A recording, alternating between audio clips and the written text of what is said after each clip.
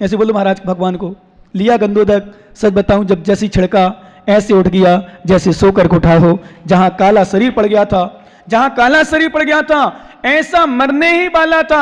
आप लोग भक्तंबर पढ़ते हो ना स्तोत्र, क्या उद्भूत जलोदर भाड़ भुगना सोचाम दशाम उपगताश्चित जीवतासा। और बोलो आगे, तुदपाद पंकज रजो मृत दिग्देहा मर्त्या भवंती मकरध्वज उद्भूत भीषण जलोदर भाग्र भुगना। जिसको भयंकर उद्भूत उत्पन्न हुई है जलोदर की बीमारी भयंकर वाली, जिनने सोचाम दशाम उपगताश्च जीवतासा, जिन्होंने जीवन की आशा भी छोड़ दी है, ऐसा भी तत्पाद पंकज रजो मृत दिग्ध देहा, ऐसा जीव भी आपके नाम रूपी आत्मा के चरण कमल की रज को अपने शरीर में लगा लेता है तो तुल्या भवंती मकरध्वज तुल्य रूपा।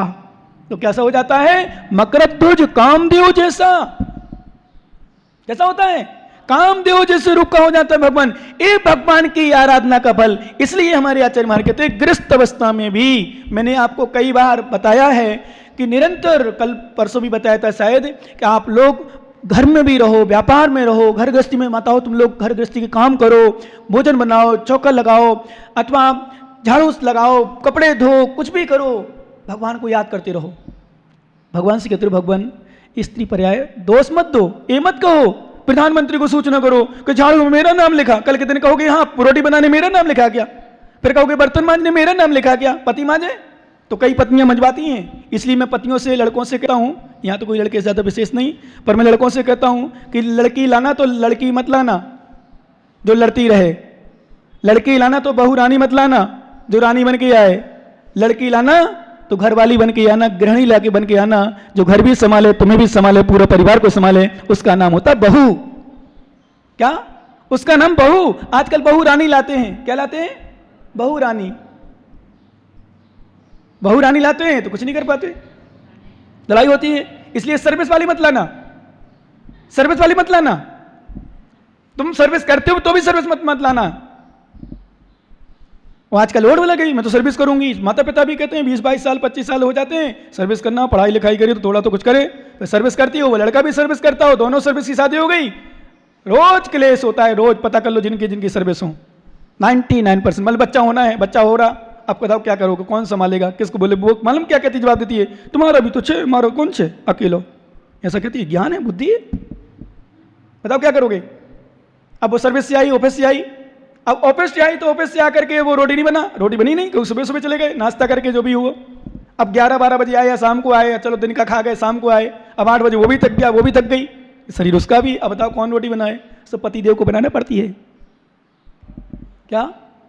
और फिर रोज, इसलिए जिन जिन के बच्चे हों, यदि सर्विस आदि करते हों तो विशेष ध्यान दें, प्रयास करें गृहिणी लाने को, बहू रानी लाने को नहीं तो फिर था किथे जानो आपको विषय। और जिन जिन की बच्चियां हों ज़्यादा पढ़ाने का प्रयास ना करें, इतना पढ़ा दें कि थोड़ा समझ आ जाए और शादी कर दें, ज़्यादा लेट नहीं करें। जिन जिन की बच्चियां हों, हम तो अगर 20 पार ना कराएं, इतना तक कहते हम तो कितना ज्ञानी कमलेश, 20 पार नहीं करें, पहले प्रयास करो।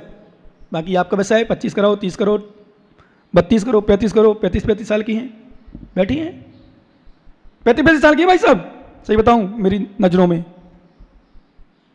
कोई कारण है, कोई समस्या है, कुछ भी हो। और 30 साल 28 साल तो बहुत मिल जाएंगे, 25 साल की तो कहो गिनती नहीं हो।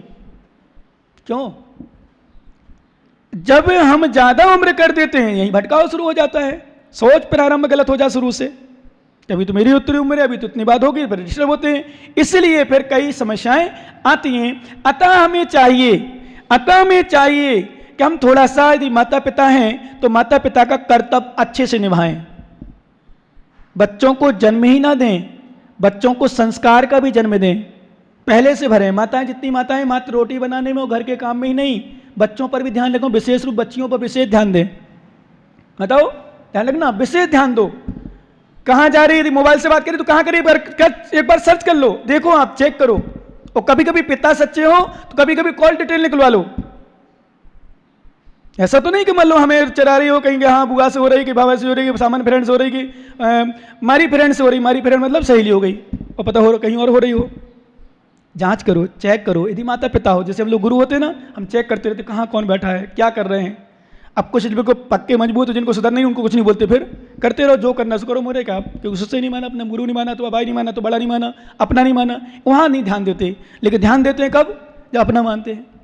वो अपना मानता हो तो हम अपना माने, इसलिए मैंने अपना मानना है जी। वो अपने नहीं माने तो हम क्या समझाएं फिर? क्यों पढ़ना? हमने कल बता दिया आपको। इसलिए आप लोग यदि अपने बच्चों को अपना मानते हो और बच्चे अपने माता पिता को मानते हो तो ही, बच्चे यदि माता पिता को, ध्यान रखना ज्ञानी, बच्चे यदि माता पिता को मानते हैं तो माता पिता का परम कर्तव्य है कि अपने बच्चों को थोड़ा संस्कारों का जन्म दें। मात्र उनके शरीर को जन्म न दें, संस्कारों का जन्म देंगे तो आपका भी कल्याण होगा, परिवार भी सुचारू रूप से चलेगा। और एक पीढ़ी, ध्यान रखना विशेष, 15 साल से 20-22 साल तक जिसने संभाल लिया, बच्चे जितने लोग सुन रहे हो, उम्र हो उनकी 14, 13, 14, 15 साल से, जिसने 25 साल तक संभाल लिया, वो बहुत कम चांस होते बिगड़ने के।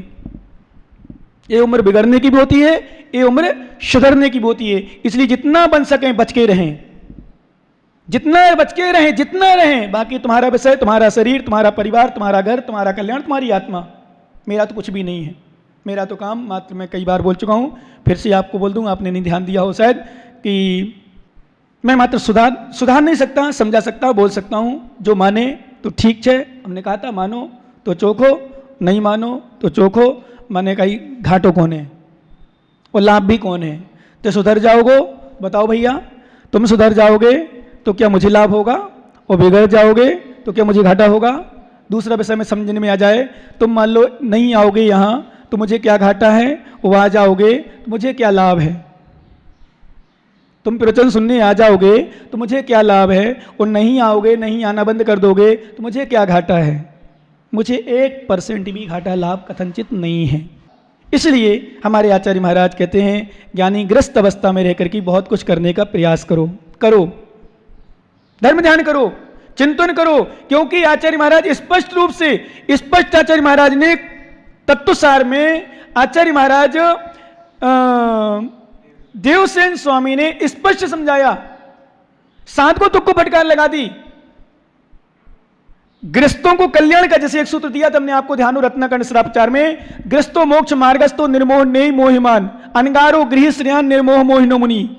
ऐसे हमारे आचार्य महाराज ने अभी दे दिया, जिन गृह बाबार पठिया, गृहस्थ में रह करके भी यदि आप हे या देव गणंती, हे उपेदय को जानते हैं और जिन परमात्मा का ध्यान करते हैं तो आप भी निर्माण प्राप्त कर लेते हैं। आचार्य कुंदकुंद स्वामी देवसार में गाज लिख रहे हैं, रा लही बब्बो मोकम जावे पर तपटबाद बाप दो चित्तो उग्र तबंपी न कुलंतो शुद्धे भावो लहम लहम। क्या लिखा आचार्य महाराज? क्या लिख रहे? देवसेन स्वामी तत्वसार में यदि ध्यान रखना, रा लही बप्पो मोखो, कोई भव्य भी क्यों ना हो वह मोक्ष को प्राप्त नहीं कर सकता। कैसे?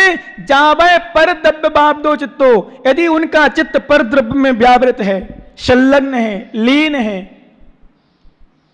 क्या साधु के बता रहे भी, उग्र तपंपी कुलंतो, उग्र तप करता हुआ भी, एक एक विषय को दृष्टांत में लेके रखना, चिंतन करना और ध्यान रखना, और बाकी हो सके जो करो सो करो, नहीं तो कम से कम सत्य तो यही मानना। उग्र तप भी करता हो। मैं एक बार पुनः आपको संकेत कर दूं, सम्य दर्शन पुस्तक आ जाए, आप लोग मैं ना दे पाऊं तो मांग लेना मुझसे, छप जाए ना, प्रकाशित हो जाए, मांग लेना, मंगवा लेना, जरूर पढ़ना एक बार। यद्यपि सामान्य कोई कठिन विषय नहीं है, पर एक बार जरूर पढ़ना, तुम्हारे बहुत कुछ दिमाग में आएगा कि हम वास्तव में सम्य दर्शन पर, भावों पर ध्यान नहीं देते। हम बाहरी क्रियाओं में ध्यान देते हैं, बाहरी तपस्या में ध्यान देते हैं, बाहरी चरित्र में ध्यान देखते हैं, लेकिन अंदर में ध्यान नहीं दे पाते। जो करना चाहिए हमें, जो वास्तव में जो है उसको पर ध्यान नहीं देते। ये हमारी सबसे बड़ी कमी है, यही कारण है हम आज तक मोक्ष प्राप्त नहीं कर पाए। साधना बहुत करी, बहुत त्याग किया, बहुत तपस्या की। आचार्य महाराज कह रहे उग्र तपम पीड़ो कुलंतो शुद्धे भावे लहु लहम। यदि उग्र तप नहीं है और शुद्ध भाव अच्छे से है, जैसे मैंने कहा था, ध्यान रखना ज्ञानी, हजारों साल उपवास करने वाला भी संसार में रह जाता है, और भरत चक्रवर्ती जैसा बैरागी भी हो तो तुरंत घर से गया और बैराग केवल ज्ञान हो गया, भगवान बन गया। क्या घर से गया, कोई उपवास नहीं लिए, कोई कुछ नहीं लिया, और घर से गया, दीक्षा ली, और दीक्षा लेते ही जैसे ही ध्यान में लीन हुए, अंतर मुहूर्त में केवल ज्ञान हो गया। क्यों? शुद्धे भावे लहु लहम। लघु यानी लघु, शीघ्र व शीघ्र समय में भी मोक्ष प्राप्त कर लेते हैं। कौन कौन? जिसको वास्तव में शुद्ध भाव है। तो आचार्य महाराज ने इस पद लिख दिया, गिही बाबार परिठिया। फिर आ जाओ अपने ये उसार में, गिही बाबार परिठिया, गृहस्थ अवस्था में रहते हुए भी हे आहे। ध्यान देना भैया, मैं बार बार कहता हूं, हे उपादेय को समझो। विवेक, जिसको अपन विवेक कह दें, क्या छोड़ना है क्या ग्रहण करना है। आप लोग कभी कभी उल्टा कर देते हो, जो छोड़ना चाहिए उसे ग्रहण कर लेते हो, जो ग्रहण करना चाहिए उसे छोड़ देते हो। जिसकी पूजा करना चाहिए उसकी पूजा नहीं करते हो, उसे छोड़ देते हो। जिसकी पूजा नहीं कर उसे पूजा कर लेते हो। जहां दर्शन नहीं करना चाहिए वहां दर्शन करने चले जाते हो, जहां दर्शन करना वहां नहीं। ऐसे हमने बताया ना अभी, ऐसी स्थिति है। जिनकी आराधना करना उसकी आराधना नहीं कर पाते हो, जहां आराधना नहीं करना वहां आराधना कर लेते हो, समय दे देते हो। अभी हम आपको 11 बजा लें तो मुश्किल पड़ जाए, और माताओं से पूछे रिश्तेदार आ जाए, आपको लोग रिश्तेदार आ जाए, सगे कोई जमाई जी आ जाएं जो कभी ना आए हो, बहुत सालों में आए हो, रिश्तेदार आ जाएं, बहनें आ जाएं, दीदी आ जाए, फिर क्या करते हो बताओ? तुरंत घंटों घंटों, जैसे पैसेवादी खर्च की बात करते हैं कि यदि आपके घर गृहस्थी में कोई काम आ जाए यूं ही लुटा देते हो, और धर्म की बात आए तो सोचना पड़ता है। सोचते हैं कई बार, जो कल, इसलिए हमारे आचार्य हे उपादेय बहुत जरूरी है, क्योंकि हे उपादेय का समझेगा, ध्यान रखना, वही श्रावक गृहस्थ अवस्था में रहकर ध्यान आदि करता रहेगा। और जिसको ये ध्यान नहीं है कि हमें वास्तव में करना क्या है, वो कुछ नहीं कर पाएगा। एक गाथा आचार्य महाराज पुनः दे रहे हैं, निकाल लें। जिण सुमिरहु जिण चिंतहु, जिण जायु सुमणे, सो जायंत परम पऊ, लवई एक खड़ेड़। जिण सुमिरहु, जिनेन्द्र भगवान का श्रवण करो। जिण चिंतऊ, जिनेन्द्र भगवान का ही चिंतन करो। जिण ध्यायऊ सुमणेण, और जिनेन्द्र भगवान का ही क्या करो? ध्यान करो।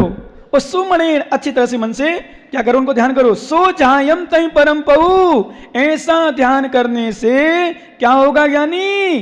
परम पऊ लभ्य खणे, सो क्या प्राप्त करोगे? एक क्षण में। कौन सा पद?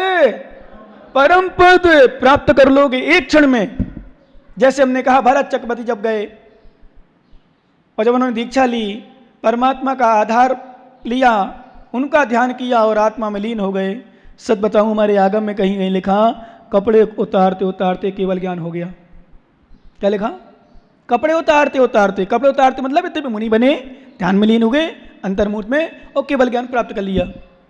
कुछ भी त्याग नहीं किया, सब कुछ त्याग कर दिया उन्होंने। जब त्याग किया तो अच्छे से त्याग कर दिया, फिर विकल्प नहीं किया। अंतर्मुहूर्त में आदिनाथ भगवान तो 1000 वर्ष लग गए तपस्या करने में। कितने? और बाहुबली भगवान 12 महीने ऐसे खड़े रहे, खड़े खड़े तपस्या करते करते। क्यों? अब इसमें आ जाओ चिंतन। बाहुबली महाराज बन गए थे, दीक्षा ले ली थी भरत के पहले, सब कुछ हो गया था। विश्वास करना, केवल ज्ञान प्राप्त कर लिया, पहले मोक्ष भी चले गए। लेकिन अभी विषय समझो, हो ज्ञानी, इसका लमोरियंताण परेशान करता है। लमोरियंताण परेशान नहीं करता है, मोबाइल परेशान करता है। लमोरियंताण तो अच्छी बात है, लमोरियंताणम लमोरियंताणम ऐसी पढ़ा करो। दुकान में चालू कर दिया करो, ग्राहक है ना, लमोरियंताणम लमोरियंताणम। उससे पूछना, भाई साहब लमोरियंताणम, वो समझ जाए क्या पूछ रहे, क्या चाहिए क्या।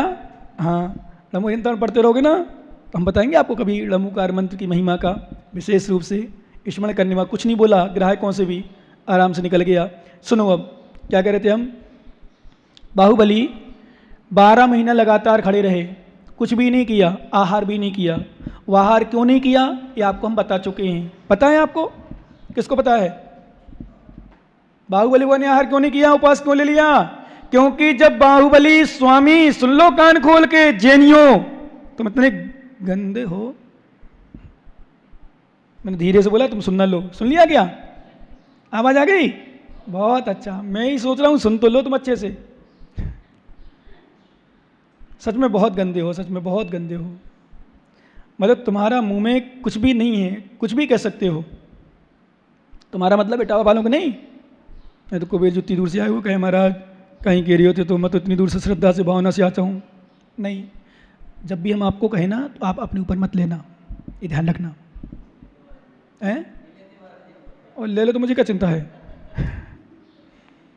यदि ले भी लो तो मुझे क्या चिंता। नहीं लो तो अच्छी बात है, और ले लो तो अच्छी बात है। जैसे कई बार लोगों से बोलता हूँ कई बार प्रवचन में मत लेना, और ले लो तो बड़ी बात है, तुम्हारे लिए तो है, क्योंकि हमारा प्रवचन तो वो प्रवचन है कि साधु भी सुने ना तो लगेगा महाराज मेरे लिए कह रहे। क्या कोई साधु कहीं बैठा हो और सुने ना तो लगेगा महाराज मेरे लिए कह रहे। कोई बाहर सुने आवाज आए, आवाज जा रही हो, माइक की आवाज लगा तो स्पीकर, तो कोई व्यक्ति अजैन भी, और महाराज तो मेरी बात करे, निकलेगा। क्योंकि हमने आपको बताया था एक बार, ध्यान हो आपको शायद, क्या एक पंडित जी प्रवचन कर रहे थे, पति पत्नी में झगड़ा हो रहा था, तो पत्नी पत्नी झगड़े में मतलब क्रोध करे, इतना झगड़ा होता है कई बार 3-3 बार 3-3 दिन हो जाते हैं, चौके में इनके किचन नहीं मतलब चूल्हे नहीं जलते, ये नहीं होता।